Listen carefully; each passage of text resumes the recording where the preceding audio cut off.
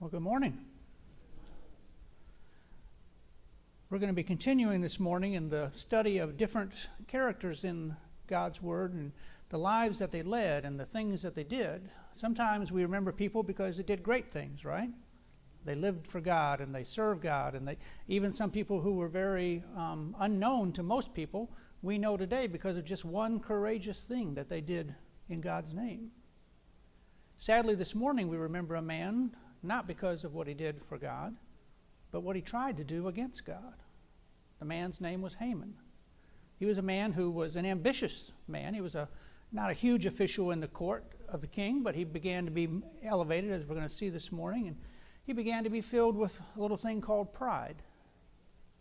And you know what the Word of God says about pride, right? It goeth before a fall, right? Gets in the way of a lot of stuff. Because right in the middle of that word pride is there one little letter. And what is that letter? I. And I always gets us in trouble, doesn't it? You go all the way back to the very beginning in the Garden of Eden. I is what got us in trouble. Thinking about what I want to do, right? Not what God said to do, not what I knew was the best, but what I want to do. And we're going to see this morning, that's what the problem that Haman had. Haman became very filled with that pride. He became filled with the trappings of being an official.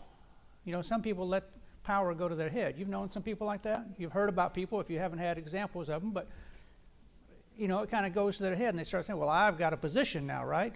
My title is this, or whatever it may be. Certainly in the military, we kind of dealt with that because we have the rank structure, and depending on the kind of rank, you had different responsibilities and different authorities. But it's also that way in regular life, isn't it? Somebody becomes a supervisor, right? And all of a sudden, that becomes a big thing. Or maybe they become a director, or maybe they become a CEO or some other title. There's a natural inclination to start that pride. And that's what Haman did. Haman started feeling that pride. He started feeling, man, I'm somebody. But you know, when you start saying, I'm somebody, the truth of the matter is, that's not that way, is it? You know what I'm always amazed at? What did Paul say? Now, Paul was a man who was a very learned man, wasn't he? He said he was a Jew of the Jews. I mean, he had gone to the best schools. He had learned the Ancient Testament. He had learned all the teachings of God. He was a knowledgeable man, wasn't he? He was an expert in the law. And he was well respected in his day before he became, as we know, Paul. When he was Saul, he had lived a very respectable life. Many people thought he was very great. And even through his life, look at all the great things that he did in God's name, and all the things that he went through, the trials, the tribulations, the things. But what did Paul say about himself? He said, I am a worm. He said, the very best thing that I could do for God is as a filthy rag. It doesn't amount to anything. Now, Haman thought he was everything, wasn't he? Paul said, I am nothing. The only thing I have to boast about is my relationship with Jesus Christ. And that's the same thing that's true for you and I today. And I don't mean to rain on anybody's parade. If you've achieved some great thing and you've gotten some great title, that's a great thing. And there's nothing to be ashamed of about that. But what do you do with it? Haman could have done great things with his power, couldn't he? He could have gone out and made the world a better place. He could have gone out and done great things. But he so became, we're going to see this morning, he became so filled with envy, with anger, that he let it ruin his life. And we're going to see this morning the very gallows that he built for Mordecai. What happened? He ended up being on them himself, didn't he? Be careful when you start making plans for yourself. Be careful when you start thinking you're somebody and you're somebody better than other people, because just as God's Word always teaches, and isn't it amazing? God always just lays it out there for us. He doesn't sugarcoat it. He doesn't try to make it something that's not. He just says, folks, this is what it is. If you let pride fill your life, you're going to fall. I don't care who you are. I don't care how many titles you put behind your name. I don't care how much money you have, how many houses you have. If you put pride before God, none of it's going to matter. The very gallows that you build for somebody else, you will be hung on. Maybe it won't be a physical gallows, but it'll be something else. And you know, we've seen that in many people's lives. Pride always leads to destruction. So we're looking this morning in the book of Esther. We're going to be in first. I'll read the first few verses, and then we'll get some folks to help us. Esther chapter 3, beginning in verses 1 through 5. And after these things did King Ahasuerus promote Haman the son of an Agagite, and advanced him, and set his seat above all the princes that were with him. And all the king's servants that were in the king's gate bowed and reverenced Haman, for the king had so commanded concerning him. But Mordecai bowed not, nor did he reverence him. Then the king's servants which were in the king's gate said unto Mordecai, Why transgressest thou the king's commandment? Now it came to pass that when they spake daily unto him, and he hearkened not unto them, that they told Haman, to see whether Mordecai's matters would stand. For he had told them that he was a Jew. And when Haman saw Mordecai bowed not, nor did him reverence, then Haman was full of wrath. Haman liked that power, didn't he? I mean, when Haman walked in a room, folks took notice. Because here was Haman. We're going to see this morning, the king even gave an edict. The king gave an order. Whenever Haman walks by you, you're supposed to do what? You're supposed to bow and give him reverence, right? That's somebody that's got some power. That's somebody that, at least in the moment, had some authority, didn't he? He walked in the room. You literally had to bow if you were going to go before him. Mordecai, the other person that we're studying this morning, was a minor official in the king's royal complex. You remember the story of Mordecai, for he had overheard a conversation between two of the disgruntled officials of the king who were conspiring to murder and assassinate him. Mordecai was disturbed by what he heard, and he told Esther, the queen, who was a distant relative of his, who in turn presented the information to the king, being certain to specify Mordecai as the source of that information to affirm his loyalty to the king's service. She did the right thing, didn't she? You remember that Mordecai went to her and told her he'd heard this thing? She went and told the king and said, by the way, Mordecai is the one who told me about this. Well, man, that should have, in those days, to save the king's life in that way, he should have had a parade for him, shouldn't he? Should have been recognized, should have been given a great gift. But what happened with poor Mordecai? Everybody forgot about it for whatever reason. Scripture doesn't tell us why, but the king didn't reward him. The king didn't notice him. The king didn't give him any kind of acknowledgement, didn't give him any kind of blessing for that great act that he did. But the king's life was spared. Mordecai, though, went on. Then, though, to make matters worse for Mordecai, after these things did the king promote Haman and advanced him and set his seat above all the princes. We're not told why Haman was elevated to this place of honor, but we're told that he was. His father was an Agagite. The term meant the descendants of Agag, who was an Amalekite king. The Amalekites, as you remember, were ancient enemies of the Jews, going all the way back to the days of the Exodus. This was a people that were always at war with the Jewish nation and the Jewish people. So not only was Mordecai overlooked for recognition, but a position of honor went to a descendant of his ancestral enemies. Things were not going great for Mordecai, were they? Haman, everything was going up roses, right? I mean, we don't know what he did, but for whatever reason, the king says, man, this guy is now the king almost. This guy, when he walks in a room, you bow down. When he comes in a room, you give him reverence. Mordecai, we're not even told about. He saved the king's life. But for whatever reason, the king forgot about him as well as most other people. Because Haman was in a seat of honor higher than all the other officials, he said, the king's servants that were in the king's court bowed and reverenced him. These acts were often associated with worship, but here they represent a display of the highest honor. If the servants needed motivation for doing so, it said, the king had so commanded concerning him. You remember in those days, if you failed to follow a king's edict, what usually happened to you? It was pretty much over, right? Didn't matter what the king said. If the king said jump and you sat, well, you violated the edict. It didn't matter if the king said do this and you did something else. And there was no court of appeal. There was no legal system in that day where you could say, well, let me get a good attorney and hopefully the appeal court will intervene and maybe I can live for another 15, 20 years. It was pretty much instantaneous, wasn't it? You don't do what the king says, then you're gone. So here was a quandary, wasn't it, for Mordecai? What is he going to do? Well, Mordecai held true to his values, didn't he? You remember back when Shadrach, Meshach, and Abednego were told to bow before the idol that Nebuchadnezzar had made? Remember? He said, I'm going to throw you in the fire if you don't. And he ended up throwing them in the fire. But they held fast to God, didn't they? And we're going to see in just a little bit, that's what Mordecai did. Mordecai said, I don't care what the king says. I don't care. I'm not bowing down to somebody who I know is an ancient enemy of my people. Because Mordecai understood there's a higher authority, folks, than any human authority. There's a higher authority than whoever happens to be sitting in the White House. There's a higher authority than whoever sits in the governor's mansion up in Atlanta. Higher authority than whoever, I don't know what floor the mayor's office is on the government center, but wherever floor the mayor's office is in Columbus, Georgia, there's a higher authority, folks.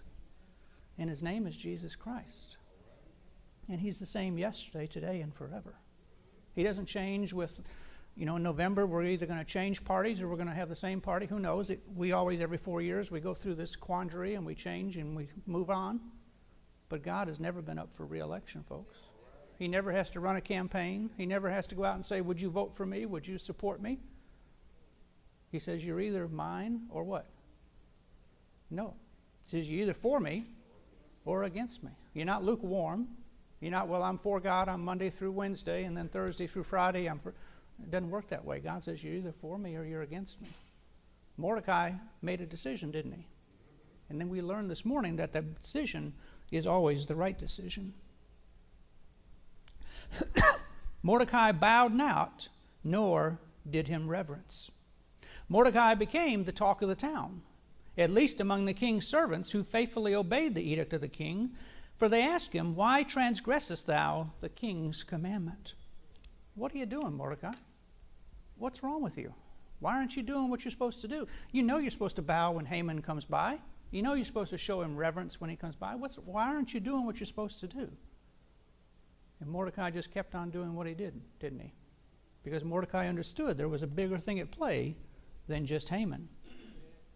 Mordecai acted as if the command didn't even exist, for he ignored it, passing it by like it wasn't even there. But daily, it said, his peers spake unto him. Nevertheless, their plea to conform was not accepted, for Mordecai hearkened not unto them. Finally, the word says that Mordecai told them that he was a Jew.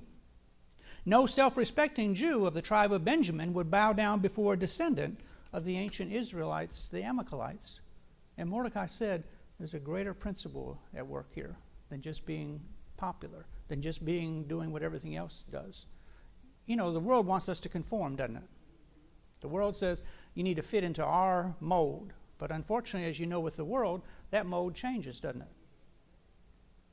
I heard a comedian last night say, I'm from the 1900s.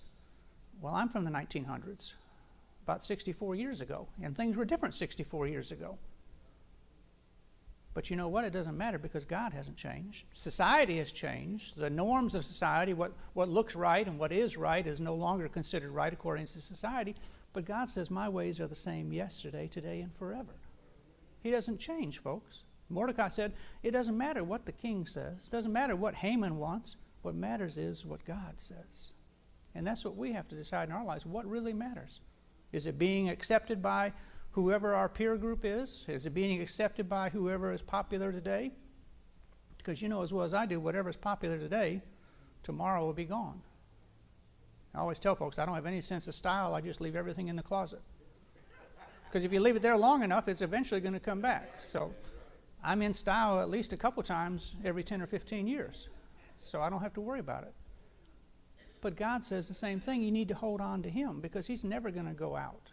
He's never going to be out of whatever is going on in the world. God's always the central part of it. We change, but God does not. After failing to convince Mordecai to act otherwise, the servants decided to see whether Mordecai's matters would stand up. Well, they went to him all the time and said, Mordecai, you need to conform. Mordecai, you need to do what we've told you to do. So finally they said, well, we're going to see about this guy Mordecai. Now, they weren't interested in him as a person. They weren't interested in seeing how great he did. They said, you know what? We're going to go talk to Haman. We're going to go let Haman know what's going on. People do that today, don't they? I know something's going on with her. I don't know. I know she got that house because of something else. I know he got that promotion because of something. And I'm going to go find out. And I'm going to go tell somebody, right? We used to say it was Bell South. You get on Bell South, and well, nobody has Bell South lines anymore. But now we get on our cell phone or we get on something else, and we want to share with people what we think is going on, but we don't really know what's going on. Haman saw, though, that Mordecai bowed not, nor did him reverence. He watched for himself whether to see Mordecai would respond, being in his presence. For he was full of wrath, he said, though, when he saw what Mordecai was doing. Wrath denotes indignation, hot displeasure, fury, burning anger. This was not just a discomforting. This was not just being a little upset. He was filled. How audacious could this guy Mordecai be to not bow down in my presence? Does he not know who I am? I'm Haman. When I walk in the door, you bow down. You show me reverence. It wasn't just a suggestion, wasn't it? It was, and they weren't doing it out of great loyalty to Haman, remember? They weren't doing it because they had some great respect for him. The only reason they were doing it because they didn't want to be the ones that were killed by the king for failing to do what they were told to do, right? It's kind of like folks that do something because they have to do it. But you know, God says he desires a willing heart. He wants us to worship him because we desire to worship him, not because my hand is tied behind my back or somebody's putting pressure on me or somebody's forcing me to do it. I don't know about you guys. I don't think anybody forced you to come here this morning. You could have gone and done something else. You could have done, unfortunately, the way most of the world is. You could have been out on the golf course this morning or washing your car or fishing or turning over and getting another 30 minutes worth of rest. But we came to worship God because he is more important than all the other things. You know as well as I do, that golf course will come and go. That clean car one day will be dirty. That whatever thing you want to do, well, eventually you won't be able to do. If we live long enough, life is going to change, isn't it? And not always for the best. But God is still with us. God is still sustaining us. And God still expects us to live just as Mordecai did. These verses teach us that sometimes others of questionable character are given places of honor while our faithfulness goes unnoticed. Sometimes it feels like living for Christ really doesn't get much reward, does it? Sometimes people talk about you. Sometimes maybe you get passed over for promotions or advancement and it's given to somebody else who was less deserving, less qualified, less able to do it. Sometimes people talk about you, don't they? Even though you haven't done anything wrong, all you're trying to do is live for Christ, some people will talk about you and some people will ridicule you, won't they? But it really doesn't matter, folks. Because as somebody said just recently, the only thing I want to hear and the only thing any Christian wants to hear is those wonderful words one day, well done, thou good and faithful servant. Enter into the rest which I had prepared for you. Doesn't matter if I hear you're promoted. Doesn't matter if I hear you've won the lottery. Doesn't matter if I hear you've done great things. That's the only thing I want to hear. Because that's the only thing that matters in our entire existence. Secondly, that God's people often face the challenge of whether to obey the edicts of the world or the edicts of God. Now, God says we have to obey laws, right? Told you before, if you go out on 185 this afternoon after church and you decide to go 90 miles an hour, you may see some blue lights. And if those blue lights pull you over and you say, well, you know what? I decided to follow God's law and not man's law. Well, God's law doesn't say anything about the speed limit. That's a man-made law that you have to follow. But if the world says, I want you to bow down to something, or I want you to give reverence to somebody who is not in God's kingdom, if I want you to do something, you have a right to stand up and say, I'm going to follow God first. If the world says we believe that a particular lifestyle is now justified and we believe you should do it, and you say, I don't think that follows in God's teachings and God's ways, then you have to stand up, don't you? Sometimes you have to be that square peg that doesn't fit into the round hole. Sometimes you have to stand out. And there's nothing wrong with that when you're standing out for God. Now, I'm not going to tell you it's going to be easy, and I'm not going to tell you everybody's going to pat you on the back and say, man, I'm so glad you're standing for God, because a lot of people are not going to pat you on the back. They're going to try to stab you in the back. Right? They want to see you fall because they want to say, you know what? She says she's trying to follow Jesus, but I don't believe her. I think she's just trying to do this, or I think he's really doing it. We always try to infer motive, don't we? We try to think we know what's going on with somebody. But you know, the only one who truly knows our heart is Jesus Christ. When you have your heart right with God, don't worry about what people say. Because we've said many times before, I don't care what you do, somebody's going to talk about you. So you might as well just accept it. It's going to happen. And if you get all hot and bothered by it, I hate it for you, because it's going to happen. You might as well move on and decide to follow God. Thirdly, that others may not always understand or agree with our decisions to stand for what we know to be true or right, but we're to do it nonetheless. If nobody supports your decision to follow God, it really doesn't matter. You follow God. If nobody agrees with you about how to follow God, you follow God. Because God will never lead you astray. Mankind will lead you astray all day long. I've told you, don't ask me for financial advice because I will give you some bad advice probably. Don't ask me where to go eat because the time I tell you to go eat somewhere, you'll have the worst meal you've ever had. But I can tell you about Jesus because I know what He's done in my heart. I know what He changed with me. And I know He can do it for anybody. If He did it for me, I know He can do it for anybody, folks. Nobody is beyond the grace of God if you're willing to trust in Him. So if you ever question whether to follow man or follow God, always go with God. He will never fail you. You know as well as I do, man will always fail you. Your best friend will fail you. Your closest confidant will fail you. Whether they mean to or whether it just happens because of human nature, somebody will fail you. But God will never fail. And finally, these verses teach us that the proper response to honor is humility. We should always walk in humbleness. Anytime we start feeling puffed up, anytime we start feeling that, well, you know, and it's easy to do sometimes, isn't it? You see that person that's down on their luck, they're living under the bridge down on 2nd Avenue, they're dealing with addiction, they're dealing with other things, and you say, man, I'm not like that guy. I'm not doing. But folks, you know as well as I do, there's just a tiny millimeter between you and them. You could be there tomorrow. I've worked with folks my entire life that I looked at their life and thought, man, they had everything. And yet addiction actually ruined their lives. I've worked with folks who graduated from college, who were professionals, who were physicians and lawyers and every kind of position you can imagine. Folks, addiction doesn't bother. They don't care.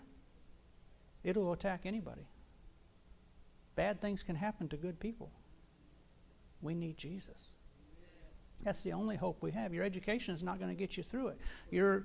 Whatever your ability is. You know, I just spent 2 weeks watching. I love the Olympics. I don't know why, but ever since I was a kid, I love the Olympics. But do you ever remember who won 4th place? And you know the difference between a bronze medal and 4th place sometimes is 1/100th of a second. That 4th place person spent their entire life training, preparing, getting ready to do that event, and they missed it by 1/100th of a second.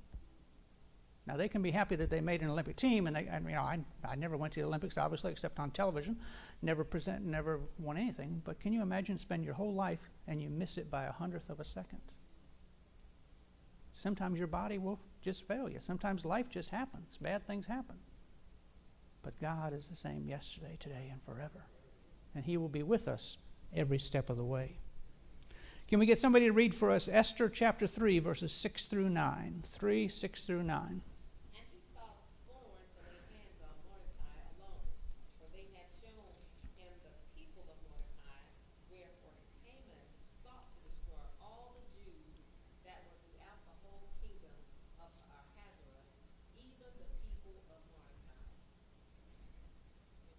Yes, through 11, through 9, I'm sorry.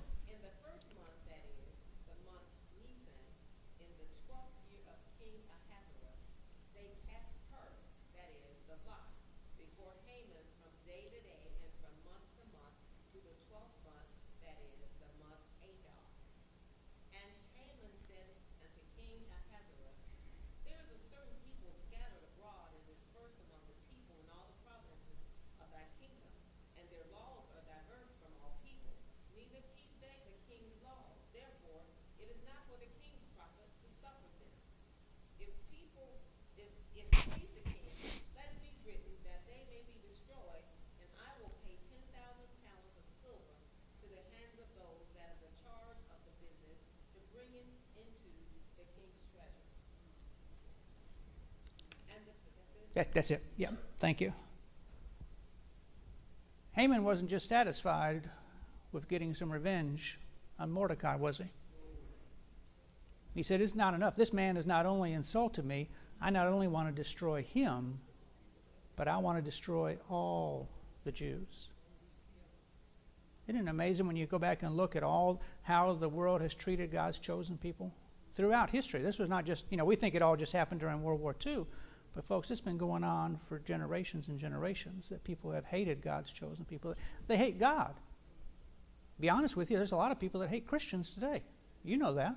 All you got to do is look in the world. There's lots of hatred towards, if not hatred, there's a lot of scorn, there's a lot of distrust, there's a lot of ridicule that we get, right? We're all kind of called different things. But God's people have always persevered. They have always gone forward, even in these difficult times that we see in Mordecai's life. The word says that he thought scorn to lay hands on Mordecai alone. He decided that only killing Mordecai was not the best in these circumstances. For Haman had not known of Mordecai's ethnicity up until this point, but when he learned that he was a Jew, it spawned an even more evil idea in his mind that he would have the greater effect of eliminating just one Jew, but he said, I can eliminate the entire group of people. What an evil thought, wasn't it? To say, not only do I want to get rid of this guy that's giving me trouble, this guy who won't bow down when I walk by him, but I want to not only destroy him, I want to destroy all of his people. Isn't it amazing how evil takes one step, a little small step, and it just then gets completely out of hand? And that's the way it was with Haman. Haman said, I'm going to enlist the king, and I'm going to go to him, and I'm going to say all these things about the Jews, right? Their laws are different than our laws. It sounds kind of familiar, doesn't it? Their ways are different than our ways. We don't understand their ways. They think different than us. And what do we want to do sometimes with people who are different than us? Well, we want to eliminate them, right? We want people to think like us, act like us, talk like us, be like us. But God makes everybody different, doesn't he? Isn't it amazing if you look at the globe and you spread it out on a map where you can spread it out and see how much difference there are between people that were raised in South America versus somebody that was raised in Europe versus somebody that was raised in Australia or in one of the African countries or somewhere. We all have differences, don't we? But God didn't say one is better than the other. He didn't say this area is the best area, this area is the worst. He said all of it is his creation. Do you think God just made North America? I think there are some people that think that. They think that God made the USA and everything else. But folks, God made the entire globe. And not only the globe, he made the whole universe. He made the stars and the planets and all the vast areas that we can't even understand yet. God made it all. And if God made it, then it's God's creation, isn't it? And every person that's ever lived on the face of the planet is God's creation. God didn't say one group's any better than another. He didn't say you show favoritism to one group. He said that you are all my creation. Now, sadly, we don't always act like his creation, do we? And people sometimes don't do what he's called us to do. But the Jews were God's people, and God always takes care of his people. Haman's lust for power, his self-indulgence, and his hatred of his ancestral enemy could be satisfied, he thought, only by one genocidal act, and that was to kill all the Jews. Haman's determination to choose a lucky day meant a delay of nearly a year before he carried it out. You see, Haman not only wanted to do it, but he wanted to do it in his own kind of crazy mindset. That's what they said about casting the lots. They would cast the lots every day to see, is today the lucky day that we can go out and kill all the Jews? Isn't that a terrible way of thinking? And because of that, they continued to do this for almost a whole year until he finally hit a day that, for whatever reason, they decided this is the day that we can do it. This is the day, and therefore he went before the king. His determination meant that although the edict was written down on the 13th day of the month of Nisan, allowing 11 months for distribution and the necessary planning. You couldn't just walk out one day and kill all the Jews, right? I mean, they were spread out all over the world. To do that would have taken some planning, would have taken some effort, would have taken some logistical things, and that's what they were doing all this time. Can you imagine they spent an entire year thinking about nothing but going out and killing all the Jews? That's how much evil came into their hearts, that they thought of nothing else to do but how to get rid of them. At issue, he said, was the unwillingness of a certain group of people to keep the king's laws, rather than favoring their laws, which are diverse from all the other people in the realm. Haman added a statement that would play to the king's ego, he said, for it is not to the king's profit to suffer them. To Haman, thus Haman suggested that he was only concerned about the king and his kingdom. Haman said to the king, "King, you don't need to be bothered with these people. You are spending way too much time taking care of the Jews. You are spending way too much of your money taking care of them. You don't need to be suffering them. He didn't mean put suffering on them. That word meant to actually care for them. And he said, you don't need to care for the Jews anymore. You've done enough, king. Let me take care of this for you. Isn't that a deceitful way of trying to sell an evil plan to begin with? He said, king, I will intervene for you, and I will take care of this problem. He suggested that a royal decree be written that they, the troublemaking people, may be destroyed. And if so, Haman said, I will pay 10,000 talents of silver into the hands of those who take charge of this business to bring it unto the king's treasuries. Now, we're not told how much that was, but we're told that is actually an astronomical amount. It may be an amount that Haman couldn't even pay. But he literally was willing to say to the king, I will give you everything I have if you put this into play. I will literally pay for the people to go out and do this evil act. That's how pride gets in your life, folks. That's what pride can do. Haman here was just a relatively unknown figure at one point. For whatever reason, the king promotes him. He gets a little bit of power. And all of a sudden he starts saying, I want people to bow down before me. I want people to show reverence to me. And it goes from that to the place where that one guy, and you know, there's always that one guy, right, who stands out. That one guy who wouldn't conform. There's Mordecai over there every time I walk by him.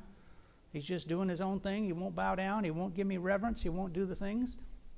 So all of a sudden now, Haman has hatched a plan and sold it to the king to not only get rid of Mordecai, who actually, by the way, saved the king's life, right? The king, you ever heard about selective memory? People remember what they want to remember. For whatever reason, the king didn't remember that part.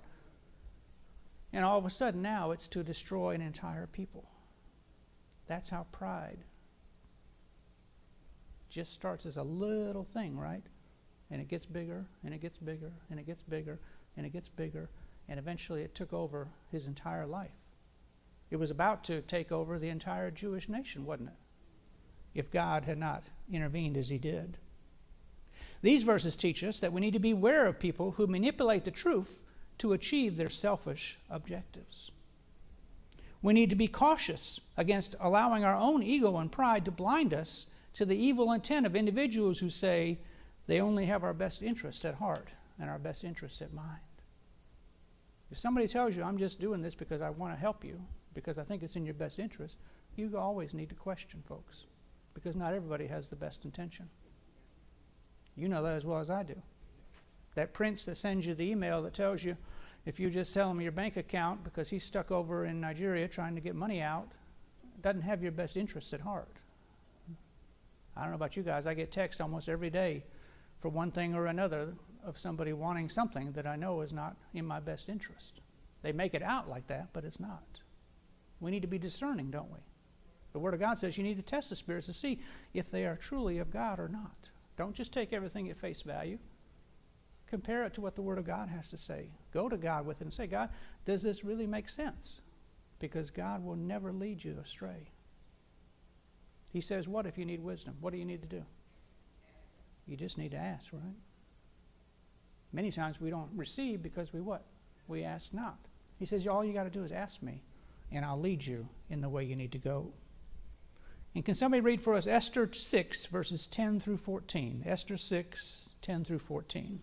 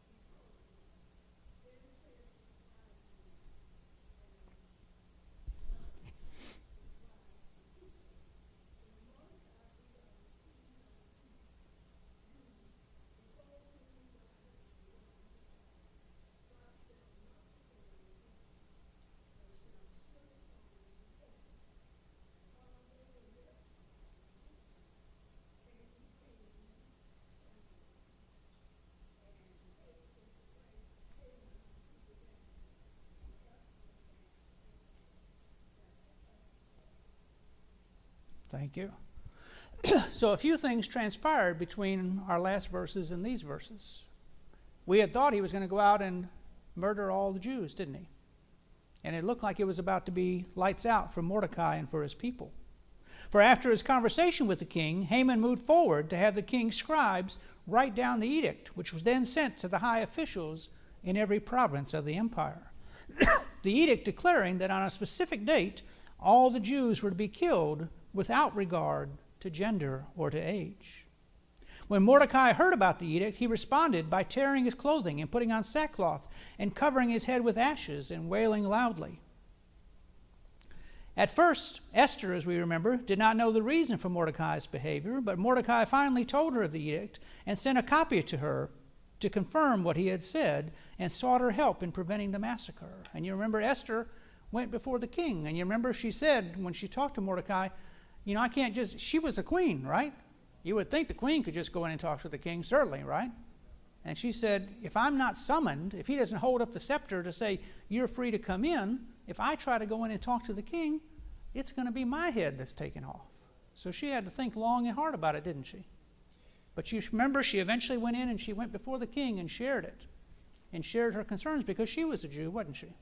And she said, here is Haman trying to destroy our people for no good reason, other than he just hates Mordecai so much, and that hate and that pride and that envy, all those kind of feelings that built up, and he just wants to get rid of them. And he wants to get rid of all of us because of what he believes. Esther, as we said, took the risk of approaching the king, which was her first step in her own carefully crafted plan to save her people. Haman, as you remember, she invited both the king and Haman to a banquet. Esther was very wise, wasn't she? She just didn't go in and say, hey, king, you need to get rid of Haman, you need to do this. She said she was going to set the thing in place. And she said, I want you to come to a banquet that I'm going to prepare. And you remember she had the banquet on the first day, and everything seemed to go pretty good, didn't it? You remember Haman went home from that day, man, he was really puffed up then. He had had a banquet with the king and queen. I mean, all green lights were green. He was going 80 miles an hour down the highway. He didn't have to worry about anything. And then the queen said, well, I had such a great time today. Would you please come back tomorrow? Come back one more time. And I bet Haman went home that night to his wife and friends, puffed up.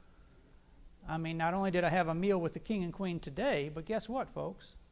They invited me back tomorrow. I mean, my life is on easy street. Everything's going exactly the way I planned it. In just a couple of days, the edict that we put out there to kill all the Jews is going to be in place. The queen is obviously in love with me. Everything is great. Everything is going to be just great. Bonnie?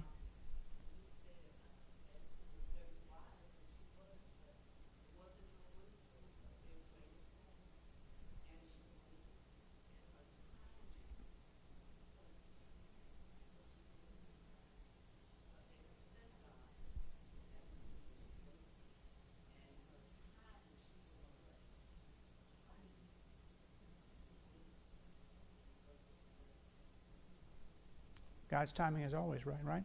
He is an on-time God. He's always right. Doesn't fit our time schedule. Probably didn't fit Haman's, did it, by any means? But it fit God's timing absolutely perfect. As we said, Haman went home and bragged about the invitation to his family, and he also told them that Mordecai still would not show him honor. His family advised him what he needed to do to finally get revenge was you need to hang Mordecai in a public place. You need to make an example out of this guy Mordecai. Mordecai's not bowing down when you walk by. Mordecai's not showing you reverence when you walk by. You need to make an example out of this guy. And the only way to do it, Haman, is you need to hang him. You need to build a big old gallows right there in the middle of the town, and you need to take that Haman guy, and you need to hang him as soon as you get through with lunch tomorrow with the queen. It'll be the perfect time to do it, wouldn't it? So what did Haman do? Haman do what was right? Haman do what a normal person would do? No. Haman said, sounds like a plan to me. And he went out and built this huge gallows out in the town square. He got everything ready. You know, people looked at that and said, what in the world is all this? What are we building a big old gallows for? And Haman was in the back of his mind saying, buddy, tomorrow I'm going to prevail. Not only am I going to have a great sumptuous meal with the king and queen, but I'm going to take that Mordecai fellow and I'm going to take him out and hang him. I'm going to get rid of my problem. What did they try to do to Jesus? They said, we want to get rid of that problem, right? He's walking around healing people on the Sabbath. He's walking around associating with prostitutes and with tax collectors and with all kinds of sinners. He's out there talking about you don't have to follow our rules, you have to love God. He's talking about you don't have to do this, you have to follow God's way. We don't want this guy in our town. We don't want this guy teaching these things. What are we going to do? We're going to kill him, aren't we? You remember Pilate came before him and said, I can release somebody today. Today's the day I can release a prisoner to you. We do it every year. Who would you have me release? I've got this scoundrel over here named Barabbas, who's a rioter, a murderer. He said, surely they'll never take him. Or I can release Jesus, the King of Kings and Lord of Lords, God's only begotten Son. Who do you want me to release? And what did the people shout? Crucify him. Crucify Jesus Christ. Give us Barabbas. Give us the worst of the worst and crucify the Son of God. Folks, that's what the world says. So don't be surprised when the world doesn't accept that you're a Christian. Don't be surprised that the world doesn't pat you on the back and say, I'm so glad you're trying to live for Christ, even though sometimes you fall flat on your face and sometimes you get dirty and you have to get cleaned back up. Sometimes you make a royal mess out of it and fail completely. Folks, don't worry about the world. Don't worry about what man says about you. The only thing that matters is what God says. And we need to be like Mordecai and stand for him. Meanwhile, as we said, the night preceding the second feast, the king had trouble going to sleep. And she asked that someone read to him from the book of the historical deeds. The king was intrigued by the part about Mordecai informing him about the assassination plot, which you were to think he would have remembered, but he didn't, and was surprised that Mordecai had not been honored for doing so. Before he could tell the king why he had come, the king posed a question to Haman. For he said, what shall be done unto the man whom the king delighteth to honor? Well, boy, you know what Haman thought, right? Oh, man, this is surely about me. The king is asking me, what can he do to honor me? I mean, could things be any better for Haman? First, he had a good meal with the king the day before and the queen. He gets invited for a second one. His wife and all his friends tell him to hang Mordecai. Now he comes before the king and says, the king says, what can I do to honor somebody who has been so good to me?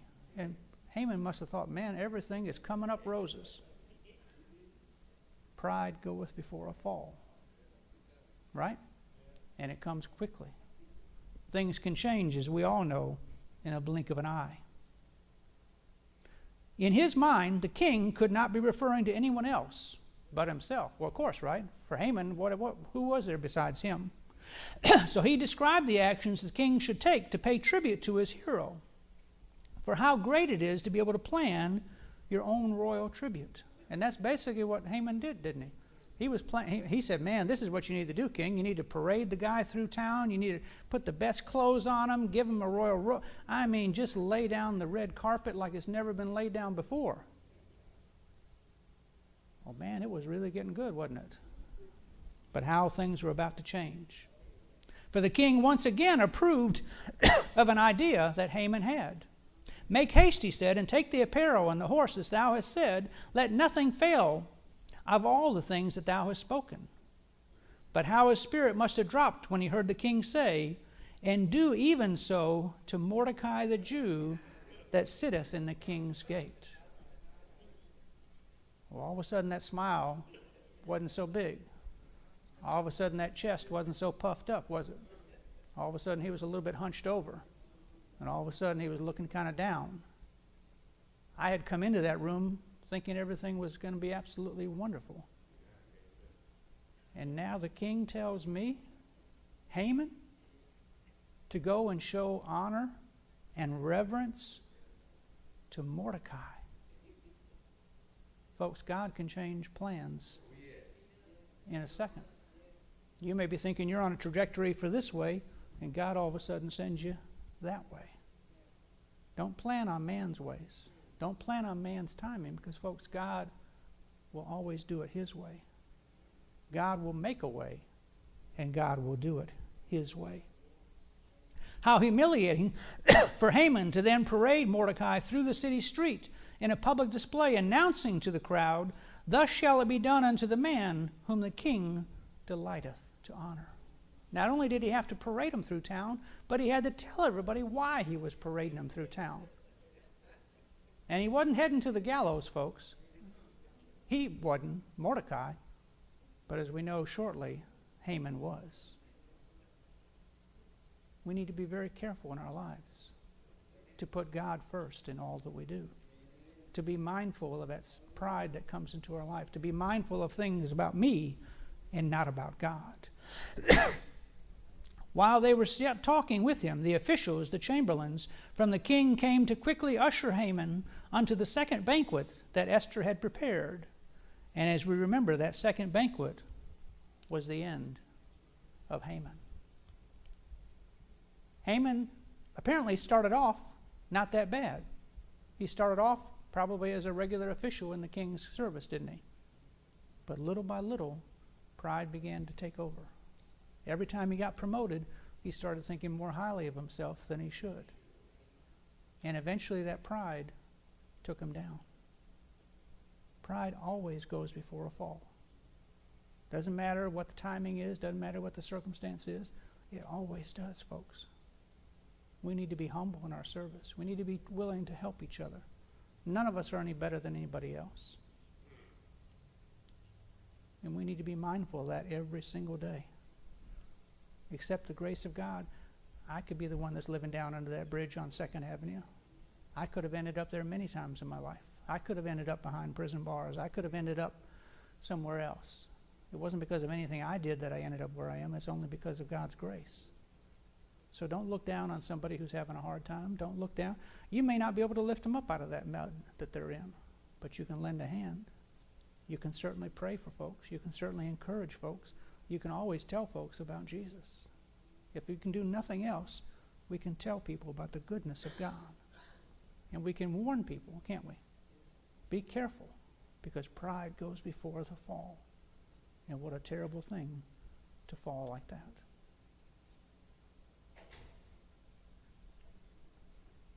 Amen. Brother Carmel, can you close us in prayer?